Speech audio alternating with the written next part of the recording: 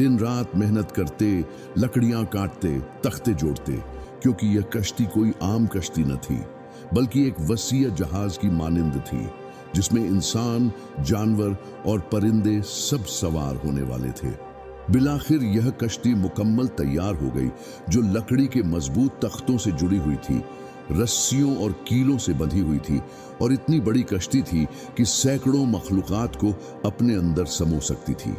अल्लाह के हुक्म से एक ऐसी अजीम उल जस्सा कश्ती वजूद में आई जो तारीख में इंसानों ने पहली बार देखी।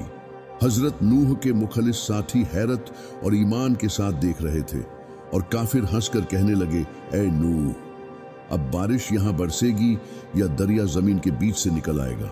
हजरत नूह ने उन काफिरों को जवाब में कहा, ए बदबख्तो, तुम हंसते रहो, मगर याद रखना वह वक्त आने वाला है जब तुम्हारी हंसी चीखों में बदल जाएगी। फिर अचानक आसमान पर बादल गहरे होने लगे, जमीन के अंदर से पानी के चश्मे उबलने लगे, हवाएं तेज चलने लगीं और आसमान की काली घटाएं जमीन को ढकने लगी। हजरत नूह अलैहिस्सलाम को हुक्म हुआ, ए मेरे नबी नूह, ईमान वालों को और हर जानवर के नर और मादा को अपने साथ कश्ती में सवार कर लो। हर तरफ अंधेरा छाया हुआ था, तेज बारिश हो रही थी।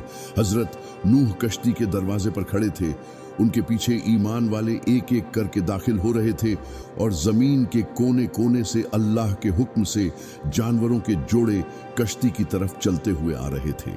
लेकिन हजरत नूह ने देखा कि उनका अपना बेटा कश्ती के बजाय पहाड़ की तरफ जा रहा था। हजरत नूह ने अपने बेटे को पुकारा कि ए मेरे बेटे, हमारे साथ आ जाओ, ये कश्ती ही नजात का वाहिद जरिया है। हजरत नूह के बेटे ने गरूर से कहा, मैं पहाड़ की चोटी पर पनाह लूंगा, वहां मैं बच जाऊंगा। हजरत नूह ने फरमाया, आज अल्लाह के सिवा कोई भी पनाह देने वाला नहीं, नजात सिर्फ अल्लाह ही के हाथ में है। इतने में अचानक एक बड़ी मौज आई और हजरत नूह के बेटे को बहा कर ले गई। नूह का दिल टूट गया, मगर वह जानते थे कि अल्लाह का फैसला हक है। बारिश इतनी तेज थी कि पहाड़ भी छुप गए, दरिया और समुंदर सब एक हो गए थे। वह लोग जो कल हंस रहे थे, आज वह पानी में डूबते हुए चीख रहे थे। उनके घर और महल सब लहरों की नजर हो गए थे। हजरत नूह अलैहिस्सलाम की कश्ती पानी के बपहरे हुए समुंदर पर तैर रही थी।